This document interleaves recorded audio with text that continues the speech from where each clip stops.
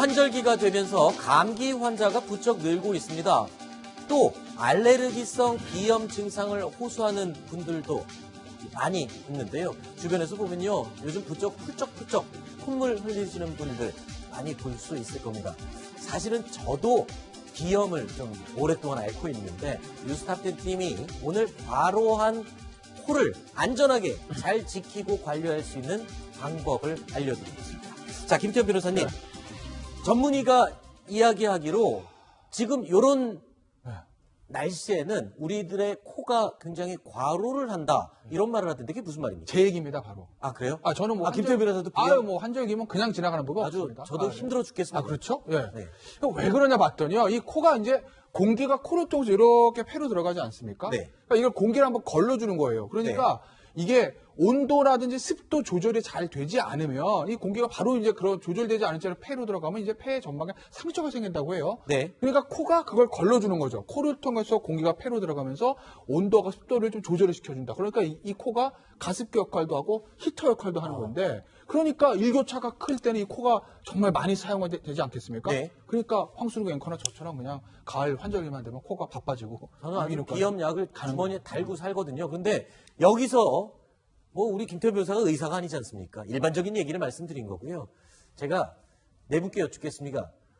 코 풀 때 어떻게 푸세요? 한번 네 분 한번 화면 좀 잡아주시죠.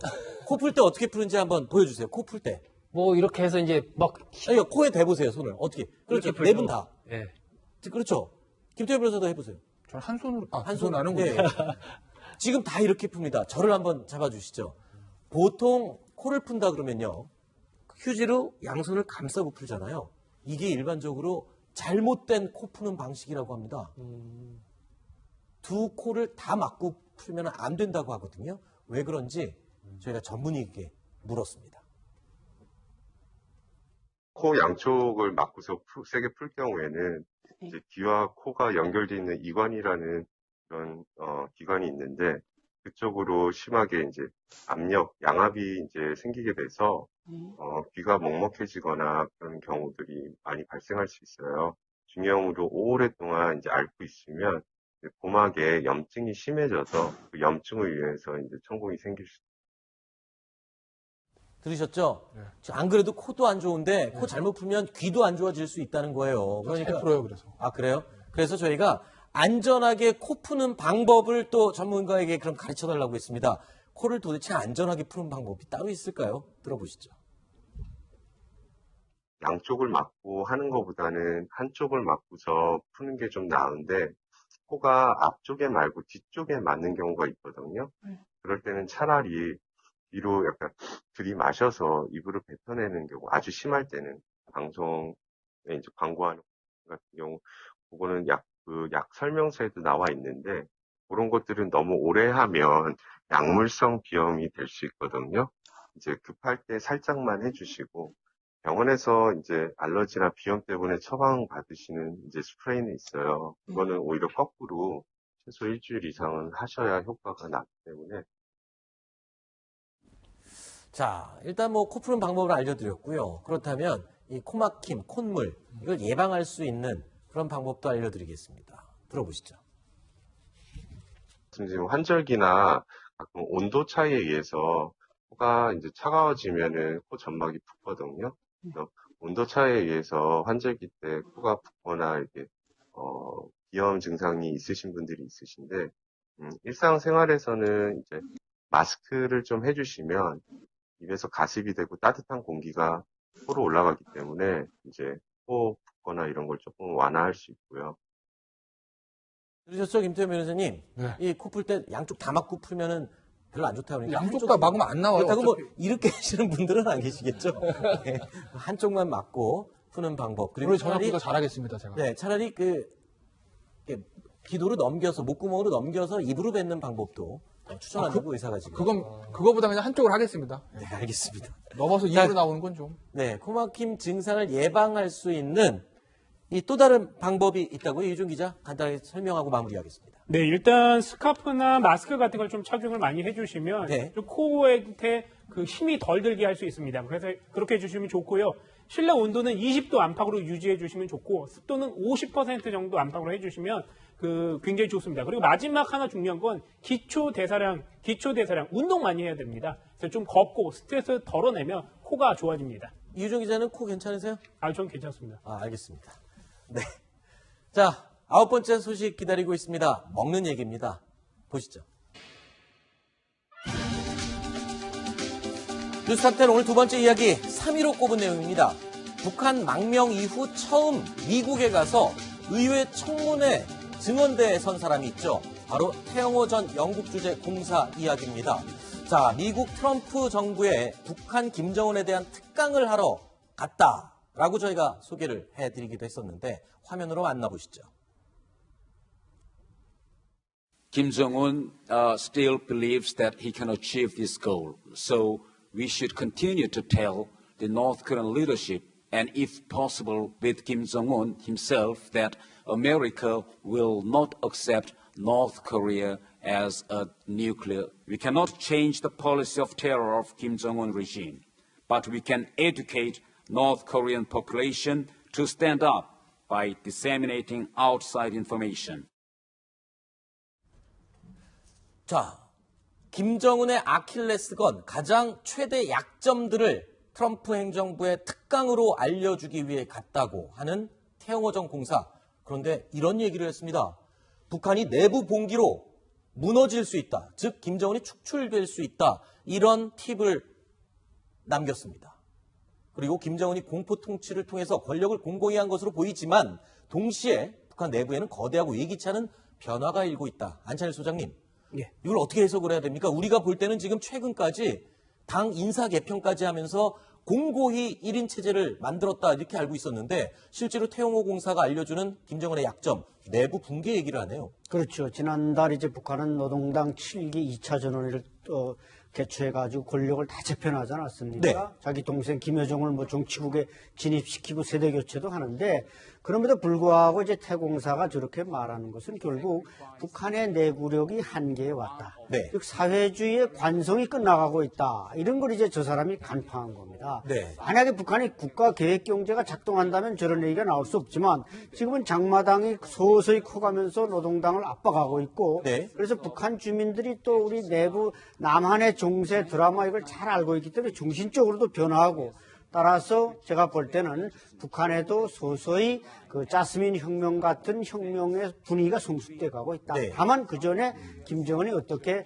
중국식 시장 경제를 아주 완충적으로 받아들이냐 여기에 따라서 관건이지 그렇지 않다면 태공사의 말이 맞다고 저는 생각합니다. 네. 네, 그러니까 과거에는 북한에서는 인민 봉기가 일어나기 힘들다라고 한 주장에는 근거가 두 가지입니다. 네. 하나는 정보가 유통이 안 돼서 유통이 안 되기 때문에 어렵다. 그렇죠. 또 하나는 이렇게 많은 사람들이 한꺼번에 모일 수가 없다. 네. 이 두 가지였습니다. 네. 현재는 정보 유통이 됩니다. 어떤 방식으로요? 휴대폰으로도 되고 뭐 사진도 전송이 되니까 네. 뭐 어떤 데서 살인 사건이 벌어지고 인민을 사살하는 그런 장면들이 사진으로 전송이 됩니다.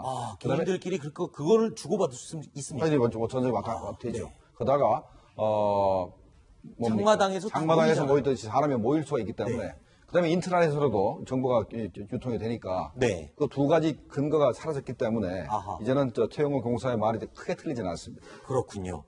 김정은 정권이 내부 봉기로 무너질 가능성이 예전보다 훨씬 높아졌다. 이런 조언을 했습니다. 태영호 공사 그리고요 이어서 최근 들어서 급격하게 불거졌던 북미 간 군사적 충돌 이 가능성에 대해서도 강력히 경고했습니다.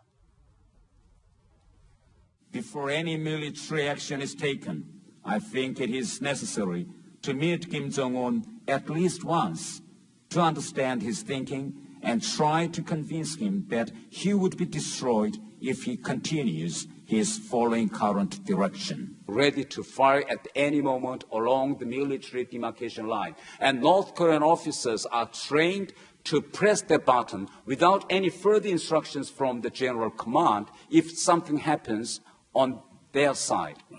So if there is any sound of fire or bomb or strike from Americans, the military artilleries and short-range missiles will fire against South Korea. And we have to remember that tens of millions of South Korean populations are living 70 to 80 kilometers away from this military demarcation line.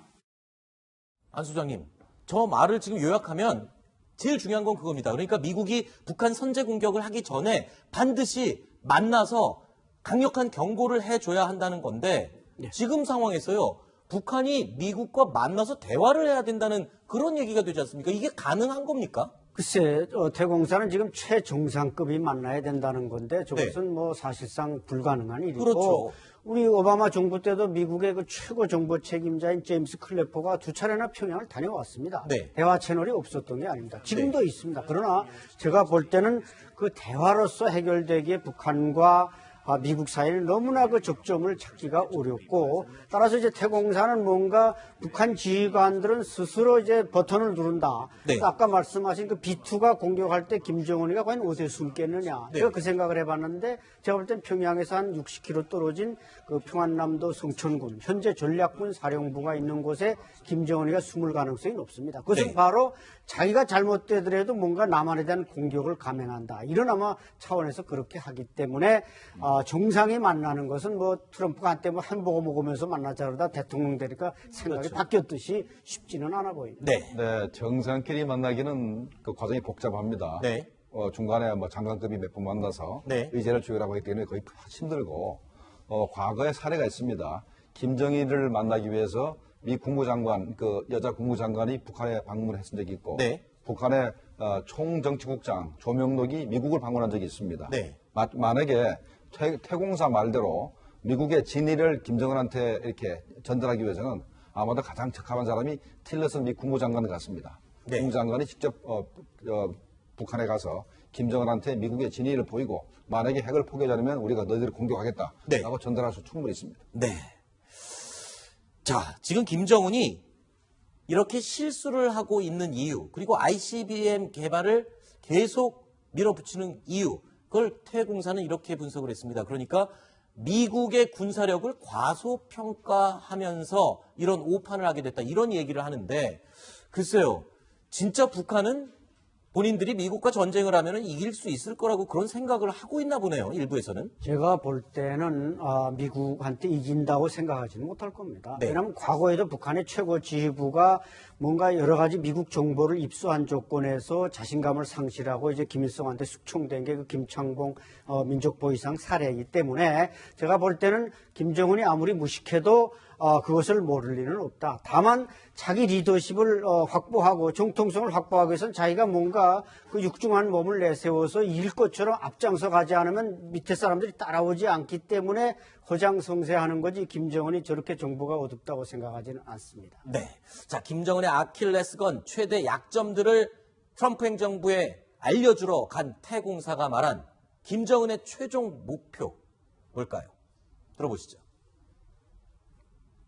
His roadmap and strategy is like this. Once he have this nuclear weapon and ICBM, and he wants to make a deal with Americans by asking scale down joint military exercise against North Korea, and finally pull American forces out from Korean Peninsula.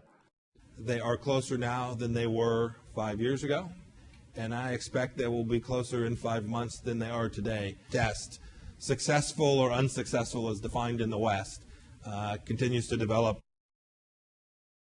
결국 우리 뉴스탑 10 팀에서 김종국 실장님 그리고 다른 패널들이 여러 번 분석을 했던 김정은의 목표는 주한미군 철수다. 태공사도 똑같은 네. 판단을 하고 있군요. 그리고 이제 맞습니다. 그러니까 태공사 얘기하고 저하고 생각도 같고. 네. 근데 이제 아까 정말로 북한이 미국의 그 군사적 능력을 잘 모르느냐? 모르지 않습니다. 알고 있습니까? 알기 때문에 주한미군 나가라는 거거든요. 아하. 그걸 나가게 만드는 방법이 여러 가지입니다. 일단은 현재 있는 현재 주한미군을 핵무기로 위협해서 나가게 하는 방법이 있고, 네. 그다음에 우리 국내에 있는 친북 세력들, 네. 종북주의자들을 선동을 해서 미국에서 반한 감정을 불러일으켜 가지고 네. 미국이 그냥 나가게 만드는 이런 방법을 저한테 쓰고 있는 겁니다. 알겠습니다. 자, 저희가 준비한 북한 관련 소식은 오늘은 여기까지 살펴보겠습니다. 김종국 실장님, 안찬일 소장님, 신인균 대표님 세 분 이야기는 오늘 여기서 마무리하겠습니다. 고맙습니다. 자, 다음 이어지는 뉴스탑 10 단독 면 고막에 염증이 심해져서 그 염증을 위해서 이제 천공이 생길 수 들으셨죠? 안 그래도 코도 안 좋은데 코 잘못 풀면 귀도 안 좋아질 수 있다는 거예요. 잘 풀어요, 그래서. 아, 그래요? 그래서 저희가 안전하게 코 푸는 방법을 또 전문가에게 그럼 가르쳐 달라고 했습니다. 코를 도대체 안전하게 푸는 방법이 따로 있을까요? 들어보시죠. 양쪽을 막고 하는 것보다는 한쪽을 막고서 푸는 게 좀 나은데, 코가 앞쪽에 말고 뒤쪽에 맞는 경우가 있거든요. 그럴 때는 차라리 뒤로 약간 들이마셔서 입으로 뱉어내는 경우, 아주 심할 때는 방송에 이제 광고하는 같은 경우, 그거는 약 설명서에도 나와 있는데, 그런 것들은 너무 오래 하면 약물성 비염. 아니, 코에 대보세요, 손을. 어떻게? 그렇죠. 네 분 다. 예. 그렇죠. 김태현 변호사도 해보세요. 저는 한 손으로, 한 한 손 하는 네. 거예요. 지금 다 이렇게 풉니다. 저를 한번 잡아주시죠. 보통 코를 푼다 그러면요. 휴지로 양손을 감싸고 풀잖아요. 이게 일반적으로 잘못된 코 푸는 방식이라고 합니다. 두 코를 다 막고 풀면 안 된다고 하거든요. 왜 그런지 저희가 전문의에게 물었습니다. 코 양쪽을 막고서 세게 풀 경우에는 이제 귀와 코가 연결되어 있는 이관이라는 그런 기관이 있는데, 그쪽으로 심하게 이제 압력, 양압이 이제 생기게 돼서 귀가 먹먹해지거나 그런 경우들이 많이 발생할 수 있어요. 중형으로 오랫동안 이제 앓고 있음이 될 수 있거든요. 이제 급할 때 살짝만 해주시고, 병원에서 이제 알러지나 비염 때문에 처방 받으시는 이제 스프레이는 있어요. 그거는 오히려 거꾸로 최소 일주일 이상은 하셔야 효과가 나기 때문에. 자, 일단 뭐 코 푸는 방법을 알려드렸고요. 그렇다면 이 코막힘, 콧물 이걸 예방할 수 있는 그런 방법도 알려드리겠습니다. 들어보시죠. 지금 환절기나 가끔 온도 차이에 의해서 코가 이제 차가워지면은 코 점막이 붓거든요. 그래서 온도 차이에 의해서 환절기 때 코가 붓거나 이렇게 비염 증상이 있으신 분들이 있으신데, 일상생활에서는 이제 마스크를 좀 해주시면 입에서 가습이 되고 따뜻한 공기가 코를 통해서 이렇게 폐로 들어가지 않습니까? 네. 그러니까 이걸 공기를 한번 걸러주는 거예요. 그러니까 이게 온도라든지 습도 조절이 잘 되지 않으면 이 공기가 바로 이제 그런 조절되지 않은 채로 폐로 들어가면 이제 폐 전막에 상처가 생긴다고 해요. 네. 그러니까 코가 그걸 걸러주는 거죠. 코를 통해서 공기가 폐로 들어가면서 온도가 습도를 좀 조절을 시켜준다. 그러니까 이 코가 가습기 역할도 하고 히터 역할도 하는 건데, 그러니까 일교차가 클 때는 이 코가 정말 많이 사용되지 않겠습니까? 네. 그러니까 황순욱 앵커나 저처럼 그냥 가을 환절기만 되면 코가 바빠지고 저는 아주 이렇게 비염약을 주머니에 달고 살거든요. 근데 여기서 뭐 우리 김태현 변호사가 의사가 아니지 않습니까? 일반적인 얘기를 말씀드린 거고요. 제가 네 분께 여쭙겠습니다. 코 풀 때 어떻게 푸세요? 한번 네 분 한번 화면 좀 잡아주시죠. 코 풀 때 어떻게 푸는지 한번 보여주세요. 코 풀 때. 뭐 이렇게 해서 이제 막 환절기가 되면서 감기 환자가 부쩍 늘고 있습니다. 또 알레르기성 비염 증상을 호소하는 분들도 많이 있는데요. 주변에서 보면요. 요즘 부쩍 훌쩍훌쩍 콧물 흘리시는 분들 많이 볼 수 있을 겁니다. 사실은 저도 비염을 좀 오랫동안 앓고 있는데 뉴스탑10 팀이 오늘 과로한 코를 안전하게 잘 지키고 관리할 수 있는 방법을 알려드리겠습니다. 자, 김태현 변호사님. 전문의가 이야기하기로 지금 이런 날씨에는 우리들의 코가 굉장히 과로를 한다. 이런 말을 하던데 그게 무슨 말입니까? 제 얘기입니다, 바로. 아, 그래요? 저는 뭐 김태현 변호사도 뭐 환절기면 그냥 지나가는 법이 아주 없습니다. 저도 힘들어 죽겠습니다. 그렇죠? 예. 네. 왜 그러냐 봤더니요. 이 코가 이제